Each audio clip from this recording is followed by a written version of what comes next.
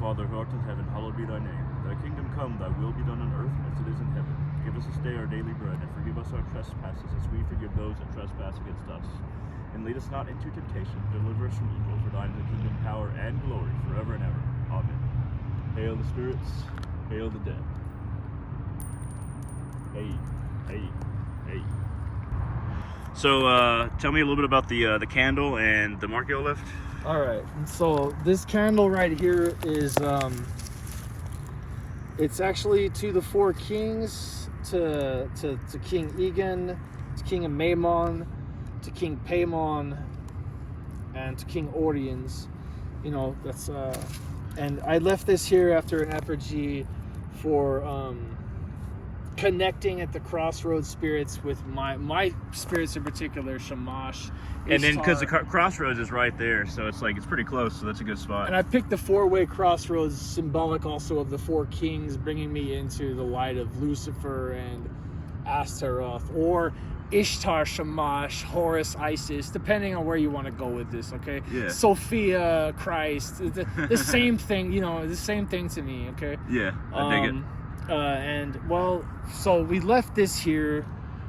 I left this here. It was actually buried at a point underneath here. Mm-hmm.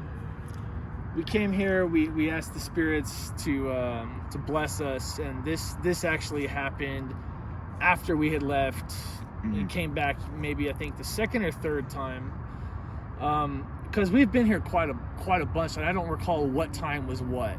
Okay? Oh yeah, because it kind of blurs together after a while. It's very blurred together, especially when you got a lot of energies like that. But this tree is where we come, or me personally in particular, I come, and I lay my respects to the spirits here. You know, as dust, so shall we be. As they are, we walk upon the bones and the dust of our dead that literally burn within our veins. DNA, you know, like these are our ancestors. So this is where I say, give my respects unto the dirt, unto the dust, so we shall be buried, right? Mm-hmm. And this is what, you know, this is giving my respects to those whom we walk upon, basically.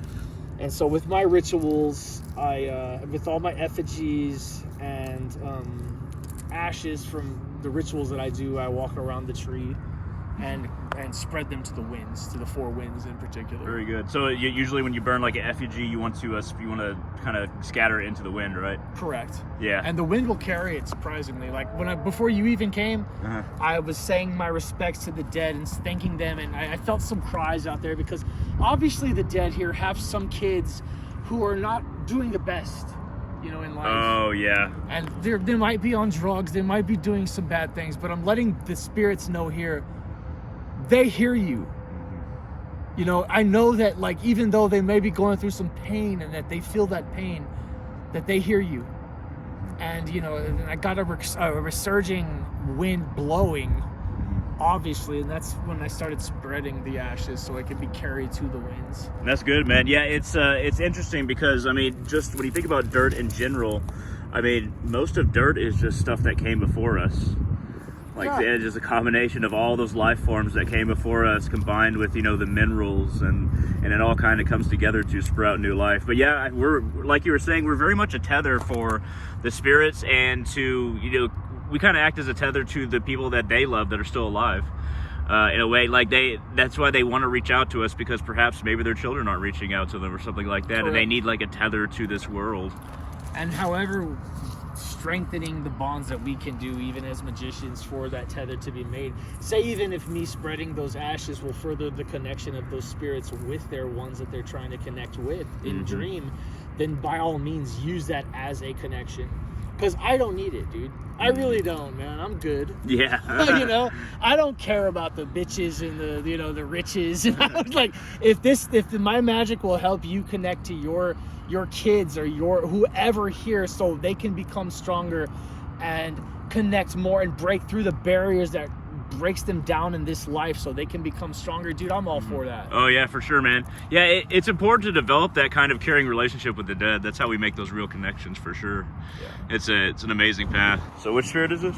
This is Boom, the 26th spirit, right? Strong and mighty, appeared in the form of a dragon with 3 heads, one like a dog one like a griffin and one like a man. He speaketh with a high and comely voice. He changeth the place of the dead and causeth the spirits to be under him to gather together upon your sepulchres. He giveth riches unto man and maketh him wise and eloquent. He giveth true answers into man's, and he governeth 30th legions of spirits.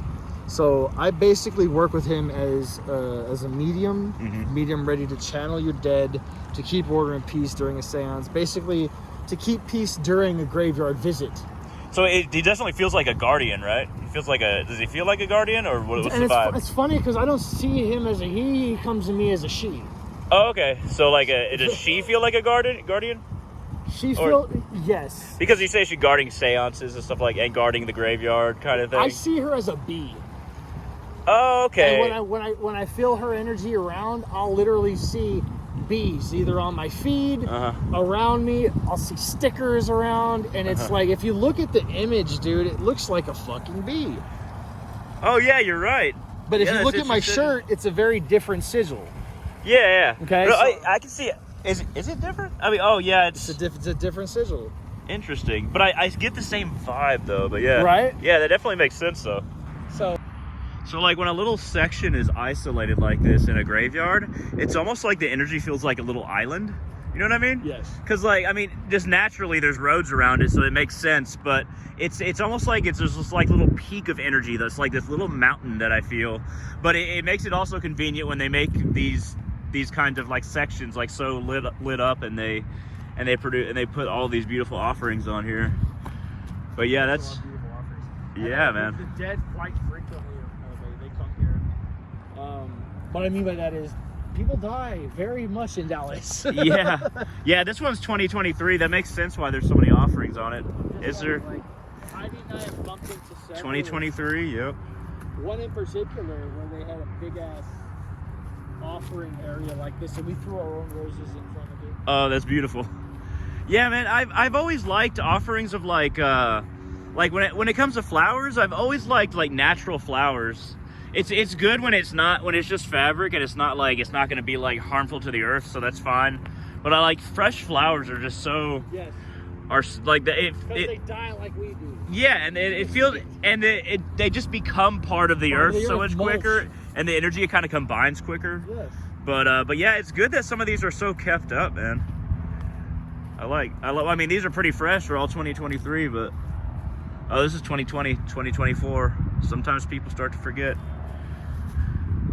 But they did have some candles here. That's good. Angela Taino.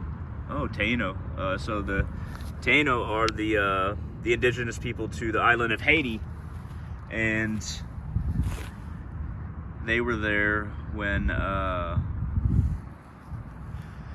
basically the white settlers and conquerors came and worked them all to death. But we get veves from we get the designs of veves from the markings they used to carve into the sand on the shores for their various spirits, and that's something that gets carried over into voodoo, and it's a diaspora. So I like that that I happened upon that Taino name. So I don't know if you've kind of heard this or anything, but the spirits that have become kind of body identified, right? Like images or statues, they naturally, like, there's a little bit of energy that just kind of like goes into them. You can kind of just feel it coming off of them a little bit, because spirits are still not used to not having like a form, like a human body. So they're just naturally attracted to like human images sometimes, especially statues. But this is more like just a kind of an outline, but especially statues though. But these are placed in a way that kind of makes like a half circle, so it's organic, which makes them more likely for spirits to just kind of like a little bit of energy to kind of like bounce up and gather at these places. Yeah, no. Trip. Man, it's always beautiful when they put in the time and effort to mix these, especially with this shape, man. Especially when they put it like right in the middle of the graveyard instead of off to the side. It's just it's another natural focal point. I feel like I'm saying that a lot, but No, yeah. That's fine. It is a focal point. It's a focal point for the deceased that are Christian Catholic. yeah. And they even have like a pedestal here. This would be perfect for burning sage on, just making little offerings. Yeah. That's awesome. But I would I were to do anything, I'd do the Our Father here. Yeah, this is a place that I should definitely use that that olive oil, olive oil from Jerusalem. Right? we did some angel magic and some banishing rituals down. Yeah. So I like to carry around an ankh in a graveyard and kind of hold it like that in my hands, or you can just kind of hold it casually. But it draws up energy into you. It's a good way to connect to the spirits of the graveyard and to kind of make it that extra link, especially if it's brass, bronze, or copper. All three of those perform very similar. I usually prefer copper, but you just carry it like that by your side. You'll often see a horse carrying it like that as well. You see most Egyptian deities carrying it like that. Yeah, it's one of the symbols from the Egyptian deities that I don't It's life. I don't use a lot of Egyptian stuff, but this one always felt, and this one is very similar to the Welsh and the Celtic cross. But it's the Ankh of life. Yeah, and I did bring some soil, some grave dirt from another graveyard that I go to quite often. I was going to introduce those spirits to these spirits, and it doesn't take much. It's just a little introduction. It's not for anything in return. It's just a little nice exchange of energy. But I'm going to blow it directly behind me towards the graveyard and away from the pavilion, basically. Spirits, the graveyard, which I came. I introduce you to the spirits of this place and meld the energy, as all energy is melded. Hail the dead. Hey, hey, hey.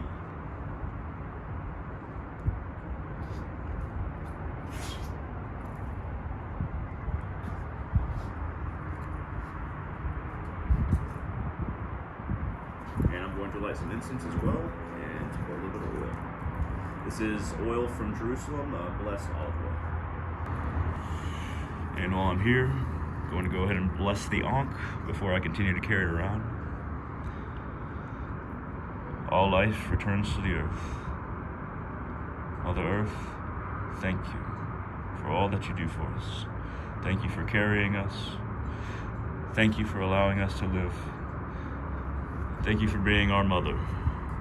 From before we could speak, before we could think, before we knew what we were. We have known you longer than anything else, at least in this universe. Yeah. Om Kling Kali Kiye Namaha. Om Kling Kali Kiye Namaha.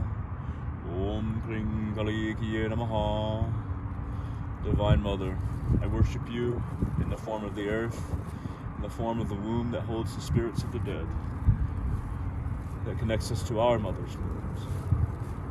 Mother, Divine Mother Kali, you are the womb around all wombs, but I worship you in the womb of this graveyard. Om Kling Kali Kiye Namaha. Divine Mother Kali, bless this ankh cross. Om Kling Kali Kiye Namaha. Om Kling Kali Kiye Namaha. Om Kling Kali Kiye Namaha. Om Kling Kali Kiye Namaha. Om Kling Kali Kiye Namaha. Om Kling Kali Kiye Namaha. Om Kling Kali Kiye Namaha. For the spirits of the dead, hail, hail, hail. Om Kling Kali Kiye Namaha. Om Kling Kali Kiye Namaha. Hail the spirits, hail the dead, hail, hail, hail. Om Kling Kali Kiye Namaha. Om Kling Kali Kiye Namaha. Om Kling Kali Kiye Namaha. Om Kling Kali Kiye Namaha. Spirits, I take but a little dirt from this tree and from all of y'all's combined energy. Om Kling Kali Kiye Namaha. Om Kling Kali Kiye Namaha. Om Kling Kali Kiye Namaha. Om Kling Kali Kiye Namaha. Om Kling Kali Kiye Namaha. Om. Hail the spirits, hail the dead. Hail, hail, hail. Yeah, so these waterways and graveyards are always nice, especially to work with various water spirits or to connect to the dead in a new way. And dude, that's how I see the dead, like in the waters of the I don't even know how to, you know what I'm talking about? It feels like it's like the waters of space. Yeah, and the waters of weird. that kind of like channel magic underneath the fabric of reality. But yeah, water, especially like running water or flowing water, has its own presence and its own gateway. Right. Oh, for sure. Dude, For yes, sure. Yes. So like there's 2 fountains in this area that way. And then this gateway, it just feels like there's an energy change right when you pass in this gateway. For some reason, I keep on like going around this gateway and looking towards it, and then when I finally pass through it, there's a big shift, man. It almost feels like a whole different world. Yeah, I don't always feel that with gateways and cemeteries, but this one definitely feels like it. That's interesting. In graveyards, I often look for obelisks. They're usually really good focal points of power. Just drawing up death energy in general, and kind of a portal to connect to the spirits of the dead. So I said 2 prayers into a handful of 4 coins, and I placed one on the bottom step of every side of this obelisk.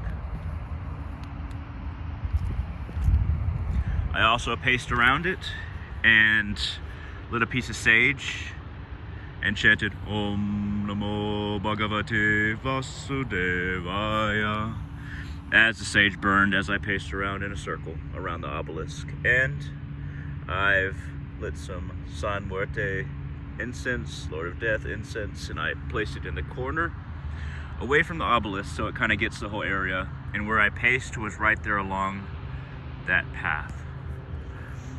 But if you want to make general offerings in a graveyard and connect to spirits, obelisks are great focal points.